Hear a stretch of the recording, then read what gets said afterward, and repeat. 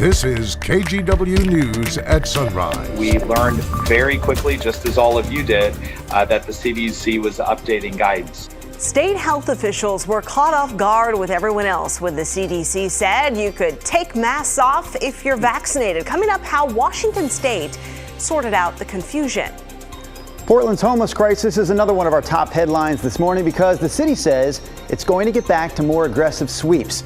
Camps that are considered a safety hazard will be the main targets of these sweeps, but advocates say this really isn't solving the big picture problem. And 64 days until the eyes of the world will be on Tokyo. Today we start our series Journey to Tokyo with a look at how the thousands of athletes are training for the games under the strict rules of the pandemic.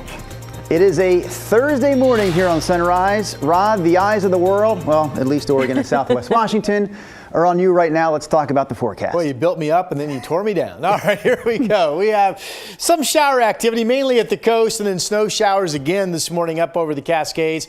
Big story is how cold it is. More of you are waking up into the 30s than even yesterday. And look at Hillsboro, flirting with freezing at 35. Scappoose at 37, 44 in downtown Portland, also 44 in Salem. We'll put the high temperature back up into the low 60s. Scattered showers start to multiply once again as we get into the afternoon hours. All right, Rod, we'll check in with you soon. Thank you.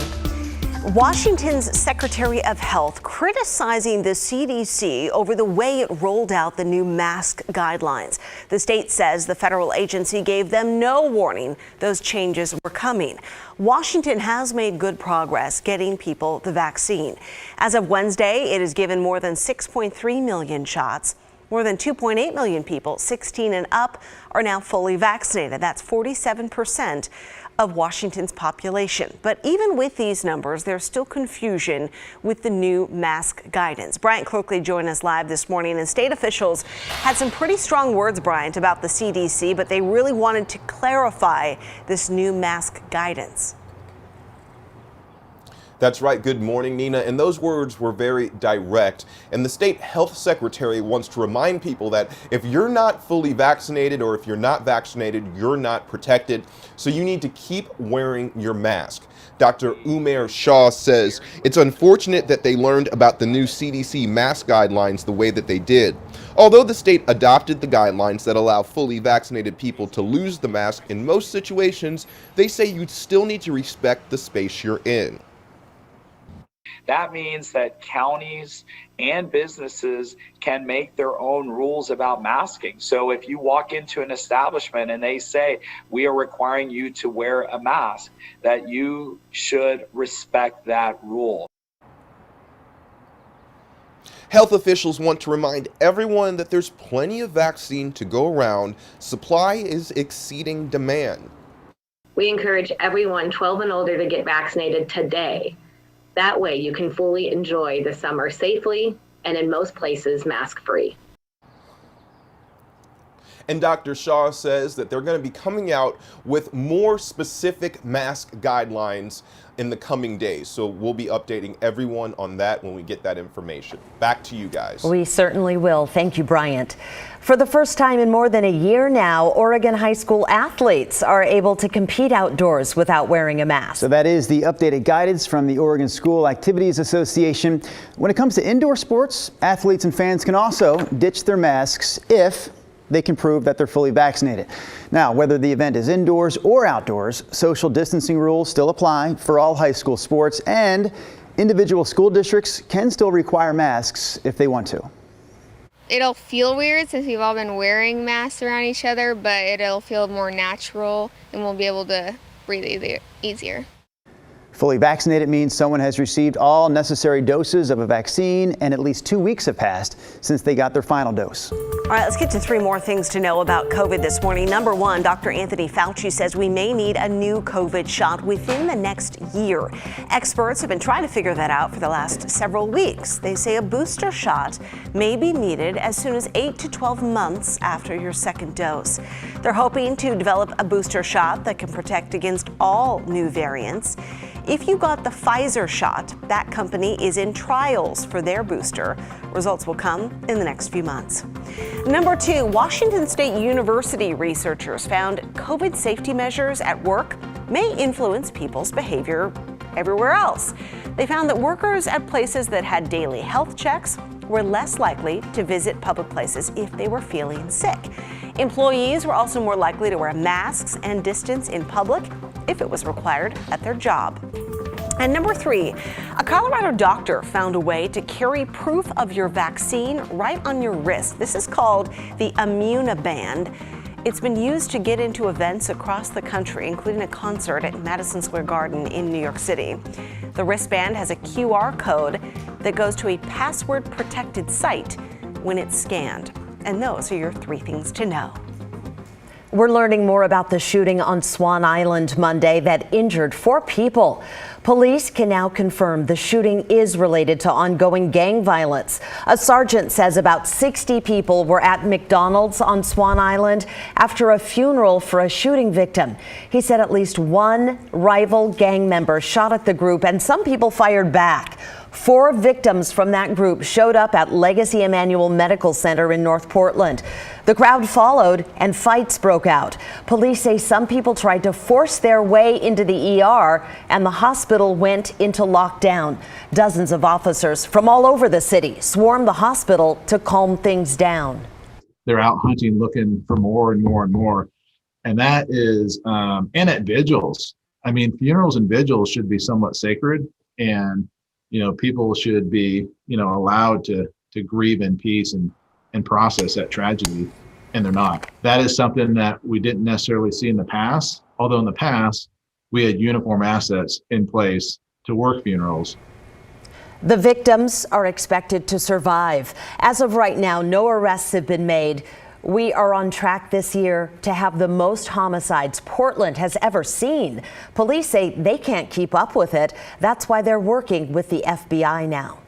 The city also says it's getting ready to start clearing homeless camps around Portland more aggressively. We know sweeps have largely stopped since the pandemic began last spring, but frustration from neighbors and business owners has only grown as camps continue to spread. So before COVID, the city cleared about 50 campsites a week. When COVID hit, that number dropped to only about 5 a week. Beginning Monday, the city says it will start clearing out a larger number of camps. Now, Street Roots, a lot of us know that's the newspaper sold by people who are homeless or formerly homeless. The people behind that paper worry that this action doesn't really address the big picture problem. But whenever our city then does this kind of reactive policy, and I would say that's what this is, that really is about making things harder and putting the responsibility on the backs of the poor when it's a systemic issue, I feel very discouraged. The city says it will offer outreach programs like hygiene access for homeless campers. Also, certain types of camps will be focused here. Any camps that are considered a fire hazard, any camps with reports of criminal activity, or ones that block sidewalks will be cleared first. We also know, Nina, that it's been a long year for restaurant workers, and for a Portland woman in that industry, it has been an especially long year because she is fighting for her life. Yeah, Taylor Lum works at Petite Provence on Southeast Division. Last month, she was diagnosed with stage 4 metastatic melanoma. Doctors removed a golf ball-sized tumor from her brain. She also has a mass on her lung, which doctors will treat with radiation. Taylor's coworkers are rallying around her and raising money to help with rent and other expenses while she's out of work. She says staying positive and learning to accept help from others have been 2 keys to dealing with everything. That's honestly like the hardest part for me, is to let people help me. And it has been like the biggest part of this last month is people helping. And keep moving forward. The only way out is through. So that was Taylor's boss, Jim Constantine, there on the left. He set up a GoFundMe account to help Taylor. We have the link to it in our story at kgw.com. All right, let's get to our Thursday forecast. Rod, I turned the seat heater on and the car heater on. It was chilly this morning. You know, I kind of did that too. All right. Yeah, we have even chillier temperatures than we had yesterday. For example, you folks in Hillsborough, good morning, the airport. 35 degrees right now. So that means there could actually be a frosty spot somewhere to be found out in Washington County. All right, we have mostly cloudy skies over the city from the Rose City camera. 45 is the early morning number. That was looking up to the north, of course, over the Moda Center. Here's the radar. Right now, most of the action on the coast, the Cascades, and then we have this batch of rain and snow, depending on elevation, also banking up against the west slope of the Blues. So there's Meacham, and of course, here's the beginning of the Blue Mountains, and that's where the action along 395 starting to fire up. So you folks have in eastern Oregon scattered showers in your forecast today as well. Here are those early morning numbers. This shows the mid-40s in Salem and Portland, but 38 up in Kelso. We have freezing in Bend, and we have 35 out in Baker City this morning. It's May 20th, right? All right, here we go. Trying to get up to 60 in Salem today. Sun and showers, spotty downpours with hail and possible thunder still in play. West winds breezy when those showers start to pick up around the area, and similar forecast conditions up in southwest Washington. Vancouver 63, Portland 63. Tomorrow, mainly dry, but we do expect showers and maybe a thunderstorm over the Cascades, and the wind direction tomorrow is such that some of that action could get pulled back into, say, Boring or Gresham. So we'll be watching that for your Friday forecast, guys. All right, good to know. Thank you, Rod. Still ahead this morning, the pandemic led a whole lot more people to lace up their running shoes. How things have changed for the sport over the last year.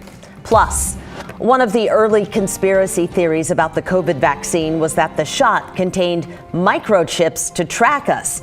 And now viral videos claim to show proof using magnets. Our Verify team dispels that myth right after the break.